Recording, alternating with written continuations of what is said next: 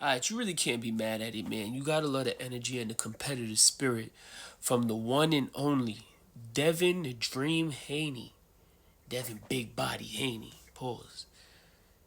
Devin the Gangster Haney. I'm gonna just call him the gangster because he's just been moving gangster. And to be honest, with the challenge that you got coming up within the next coming months, I think the fight is November 22nd.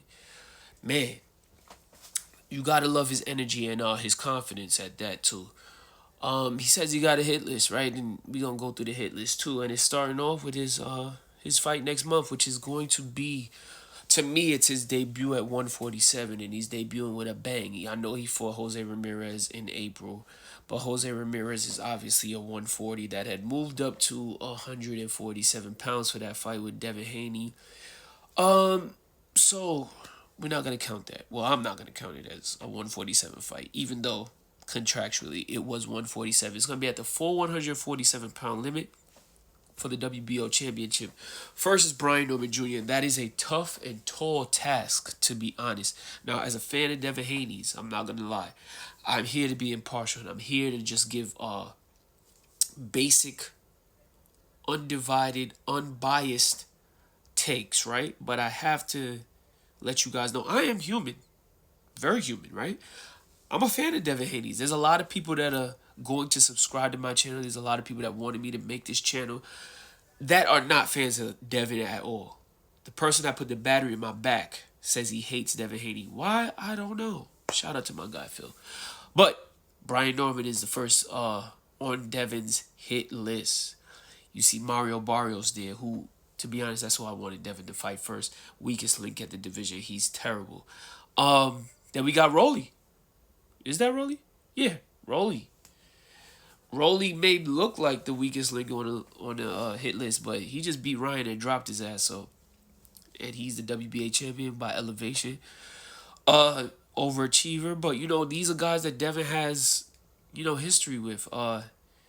Boots is there. There's been problems with Boots and Dev. Well, not problems, but rumors that the fight that Boots just had last week could have actually been Devin Haney. They could have negotiated it, or it could have been on the Riyadh card, maybe as the main event. But I think they wanted the fight to be at 154. Devin's never fought above the 147-pound limit and never fought at the limit. So that's maybe something down the line. This one was interesting though because there has been chatter, internet babble between these two.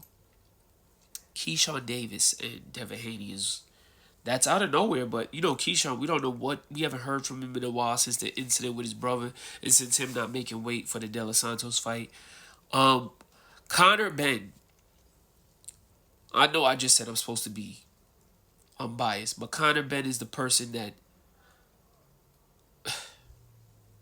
he's a guy that just, to me, fraud written all over him.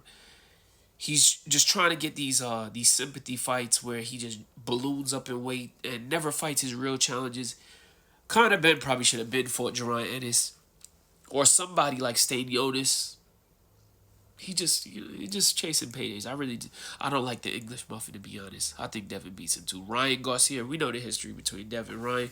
To be honest, I was in the building actually for the Devin Ryan showdown, and this is actually a picture from it.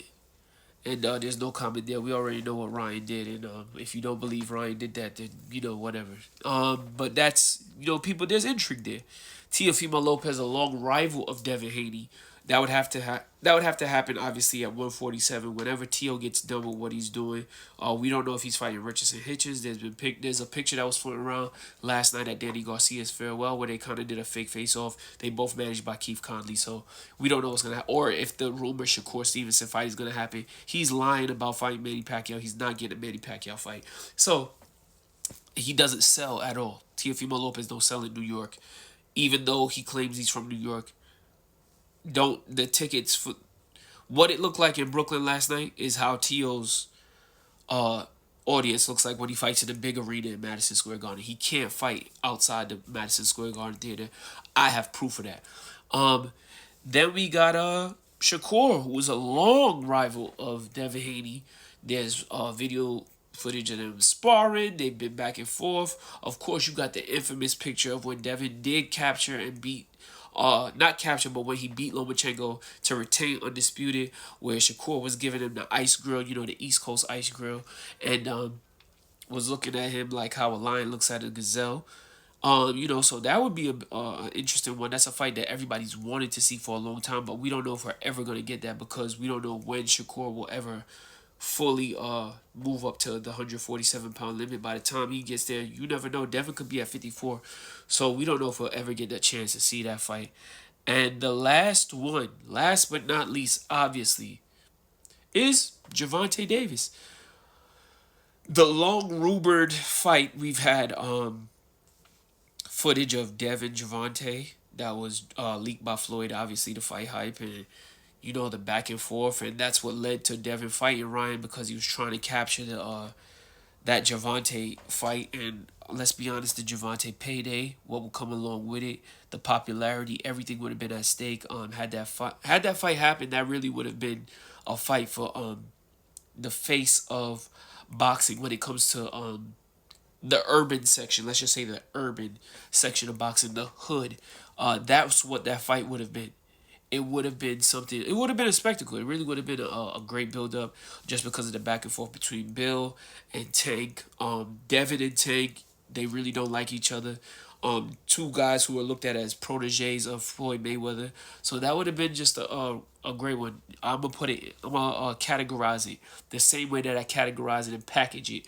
The way that I look at the Shakur Stevenson fight. Um, I'm not saying Tank would never move up to 147 because I think he would move up to 147 for the right fight, right opportunity. If Devin was to capture a belt or two and to call Tank out, I think that that's the only way you get Tank at 147 at this point. Obviously, there's going to be caveats and there's going to be concessions. Obviously, there's going to have to be a rehydration clause, regardless of what Devin may think when it comes to his accomplishments as a champion. Tank would probably go into that depending on how his career unfolds as the person who leads the negotiations, the A side and the business side that we really don't care about and shouldn't be caring about as fans. But that's how it would have to go down. But that fight would be big. So this hit list Devin has, I think it's good to say, hey, I got this 10 fighter hit list. But the first things first. The biggest challenge on this list is his next fight, and that's Brian Norman Jr. Because it's already lined up, it's already in front of him, and you can't be looking at other restaurants, other diners, other food trucks, vendors. You can't be looking when you got food on your plate and it's not even cooked yet. You know what I'm saying? Um, if I said food on your plate, it's not even cooked. But you can't. When the food right there at the table on your plate, you gotta make sure you finish your food. You know what I'm saying? Like Jay-Z said, you gotta make sure you finish your breakfast before you start talking about what else is on the menu. So I just feel like Devin should focus on the Brian Norman Jr. fight. I've been hearing a lot of good things coming out of his camp. I got some people that I know that are in his camp, and they're real confident. I hope it's not overconfidence because I'm not gonna lie, Brian Norman Jr. looks like he's ready to go. He looked like he's ready for war. So the fight is, I think we're a month away from a little over a month away from the fight. We gonna break down that whole card soon. Remember, we build it from the ground up. Like, subscribe, share. Make sure you share with your homegirls, your homeboys, your side piece, your mama, your dad, your uncle, your cousins, sisters, and aunties, everybody.